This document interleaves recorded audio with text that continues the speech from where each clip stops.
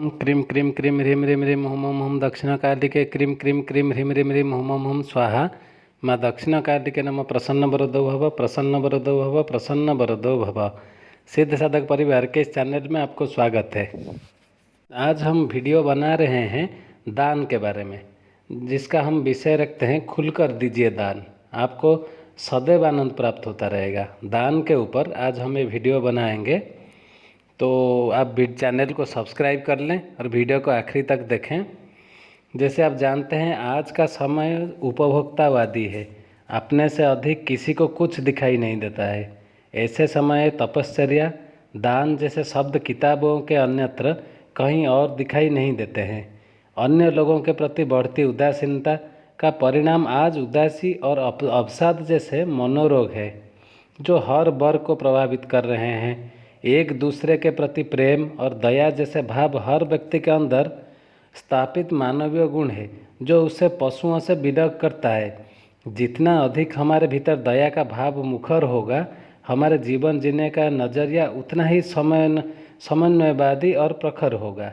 हमारे ऋषियों ने उपभोग और तप के बीच समन्वय स्थापित करने के लिए हमारे जीवन में दान की अनिवार्यता पर बल दिया है, जिसका प्रमाण ऋग्वेद के 10वें मंडल में धन अन्नदान सूक्त है, जिसमें धन दान और अन्नदान के बारे में विस्तृत विवेचन आया है।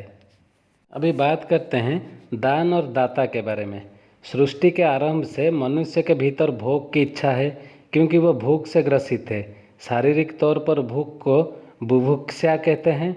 सांसारिक तौर पर ये भूख कामना पूर्ति में प्रस्तुत होती है एवं आध्यात्मिक तौर पर आत्मचिंतन है। इस भूख का उचित अनुपात हमें कार्य करने के लिए प्रवृत्त करता है, उत्तम जीवन जीने के लिए लालसा प्रज्वलित भी करता है एवं अनुचित मात्रा लालच बन जाता है, जो हमारे विवेक को मंद कर देता है। विवेक की ज्योति मलिन होते ही घर, परिवार एवं समाज में प्रेम भाव कम हो जाता है। दान एक औषधि की तरह हमारे विवेक मूढ़ता एवं अनियंत्रित लालसा पर लगाम कसता है। जीवन में दान को सम्मिलित करने के बाद आप अपने अंदर परिवर्तन महसूस कर लेंगे, क्योंकि खुशियों को पाने का जो सबसे सटीक तरीका है, वो किसी अन्य व्यक्ति की खुशी के कारण ही बन जाइए।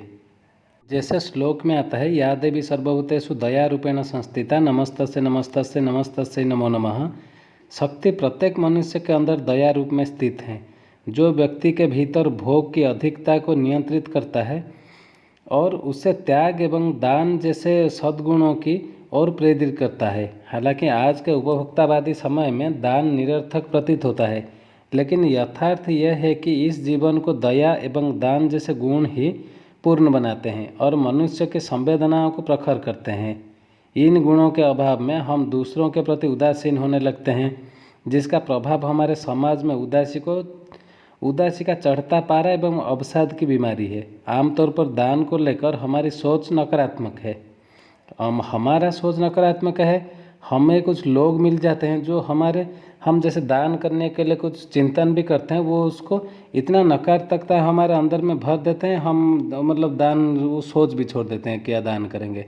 हमें लगता है कि हमसे धनी अपने सूझबूझ एवं श्रम के प्रभाव वश कमाया है, तो इसे किसी अन्य व्यक्ति को किस प्रकार दे दें।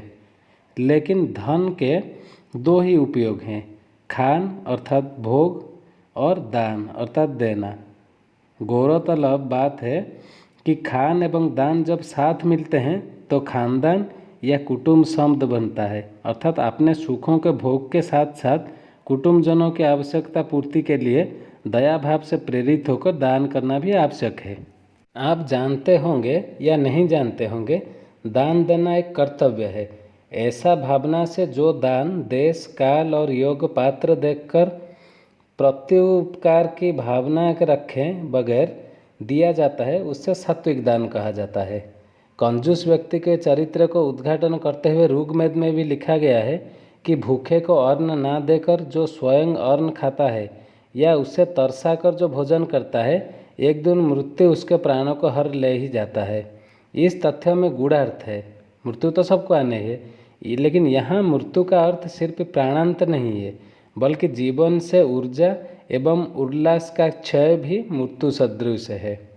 हमारे जीवन की समस्या यह है कि हम अपनी दृष्टि हमेशा अभावों की ओर मोड़े रहते हैं। इस कारण हमने ये सोच लिया कि जब हमारे जीवन का अभाव समाप्त होगा तब हम आनंद व अनुभव करेंगे, लेकिन ऐसा होता नहीं है, क्योंकि एक इच्छा पूर्ण होते ही दूसरा सामने आ जाता है। ऋग्वेद में आए धर्म अन्नदान सूक्त में संचय एवं कृपणता का बहिष्कार करने की सलाह दी गई है। ऐसा धन जो आवश्यकता पड़ने पर मित्र, बंधु बांधव एवं देवों के काम नहीं आए, गुरु के काम नहीं आए, साधक के काम नहीं आए, वो मृत्यु का कारण बनता है। अभी आपको बताते हैं दान की सच्चाई। जीवन में जो कुछ भी अच्छा है वो दान के द्वारा ही प्राप्त होता है। जैसे सूर्य किरणों के द्वारा पृथ्वी को दान देता है, इंद्र वर्षा का दान देते हैं, मारुत वायु का दान करते हैं एवं पृथ्वी अन्न दान करती है। दान की श्रृंखला को बनाए रखने के लिए इसे यज्ञ पूजा में पूर्णाहुति के पूर्व दक्षिणा के साथ शामिल किया गया है। दान देने के कई तरीके हैं। मत, श्रम, रक्त, विद्या, भू, गो, धन, अन्न, जल सभी दान दिए जाते हैं, परंतु सर्वश्रेष्ठ अन्न दान को माना गया है क्योंकि यह प्राण बचाता है। दान देने में अगर किसी प्रकार की दुविधा हो तो गुरु के पास दान करने का संकल्प करें। अगर आपको मान लीजिए आप डिसाइड नहीं कर पा रहे हम किसको दान देंगे, जिसको दान देने जा रहे हैं फिर देख रहे हैं उसको दान की ज़रूरत ही नहीं है, तो ऐसे क्षेत्र में आप क्या करें, आप गुरु के पास दान कर दें। गुरु के पास दान करने का संकल्प करें, क्योंकि जितना आवश्यक दान है उससे अधिक आवश्यक है दान के सुपात्र को किया जाए। गुरु चरणों में किया गया दान सबसे अधिक फलता फूलता है, क्योंकि गुरु अपने लिए तो कुछ करते नहीं है, उनका समस्त कार्य समाज के लिए है। इसीलिए नियम से आमदनी का एक निश्चित अंश गुरु चरणों में अवश्य अर्पित करना चाहिए। और इस संकल्प लेने के लिए मकर संक्रांति श्रेष्ठ मुहूर्त है। एक बात और, दाता का कुछ घटता नहीं, बल्कि वह अपने लिए पुण्य अर्जित करता है, जिसके बल पर उसका यह लोक और परलोक दोनों सुधर जाते हैं, ये निश्चित है। तो आज ये छोटा सा वीडियो था दान के ऊपर लेके। अगर आप दान सही से नहीं कर पाते तो आप किसको दान करें, डिसाइड नहीं कर पाते तो कहाँ दान करें, कैसे दान करें, आगे अलग अलग विषय पर हम वीडियो बनाते रहेंगे। आज के लिए इतना ही था। चैनल को सब्सक्राइब कर लें। ओम क्रीम क्रीम क्रीम ह्रीम ह्रीम ह्रीम Om Om Om दक्षिणाकालिके cream cream cream ह्रीम ह्रीम ह्रीम ओम ओम ओम स्वाहा। माँ दक्षिणाकालिके नमो प्रसन्न वरदो भव, प्रसन्न वरदो भव, प्रसन्न वरदो भव।